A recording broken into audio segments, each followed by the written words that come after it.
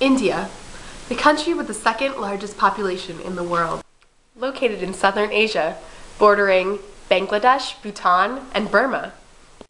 Let's talk cultural norms. Influences of Hinduism have created a culture that emphasizes hierarchical relationships. For example, they are always aware of their status when compared to other people. The father is considered the leader of the family. That affects the population of India because wives have to do what their husbands say. Also, in a male-dominant society, families would rather have sons rather than daughters. The total population of India is about 1.24 billion.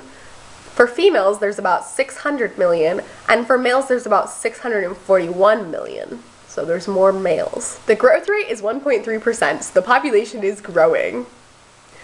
However, the percent of growth rate is declining because in 1995, the growth rate was 1.9%, and in 2005, the growth rate was 1.5%. Here we have two population models. In the India model on the left, you can see how high of a birth rate and how high of a death rate. And this is shown in the pyramid by the super wide base and then how it just tapers off into nothing. So this can be compared to the United States, where we don't have a high birth rate and the population steadily pretty much stays the same. The doubling time, which is how long it will take the country's current population to double, is about 54 years. Life expectancy at birth is 67 years! However, that isn't very good. The mortality rate for children under 5 years is 66 per 1,000 births. The birth rate is 21 per 1,000 births. The death rate is 7 per 1,000. On the demographic transition model, India is in stage 2, which is early expanding, which means that the birth rate is very high and the death rate is falling rapidly. The birth rate is high because children are needed for farming, and they die at an early age due to illness, and also there is not enough family planning. The death rate is dropping because of improvements in medical care, access to water, supply, and sanitation. The fertility rate is 2.6 births per woman in 2011. In 1995, it was 3.4 births per woman, and in 2005, it was 2.8. In 2015, it's expected to be 2.5, and in 2025, it's expected to be 2.3, so it's declining. However, that doesn't mean the population is declining, because it's not.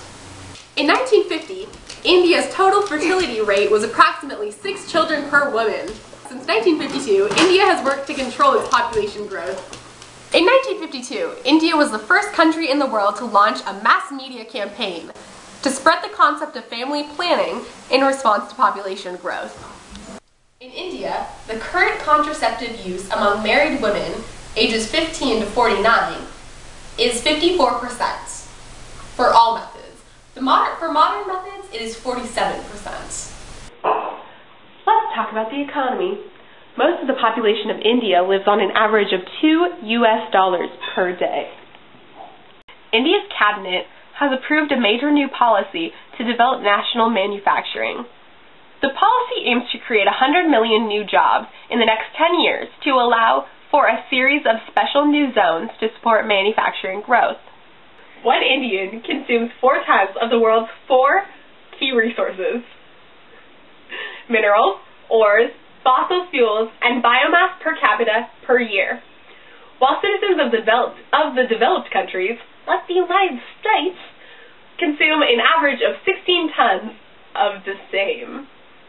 Due to overpopulation, India, specifically the wetlands in India, is going through the loss of biodiversity.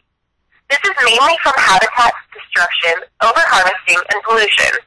Countries with huge populations, such as India, are more affected right now by fresh water resources and biodiversity than countries such as the United States. However, this does not mean we aren't affected and the pressures of freshwater resources and biodiversity will not continue to affect us in the future. Other interesting facts. While China is the most populated country in the world currently, people expect the population of India to surpass the population of China by 2030. India is expected to be the first country on the planet to reach a population of 2 billion.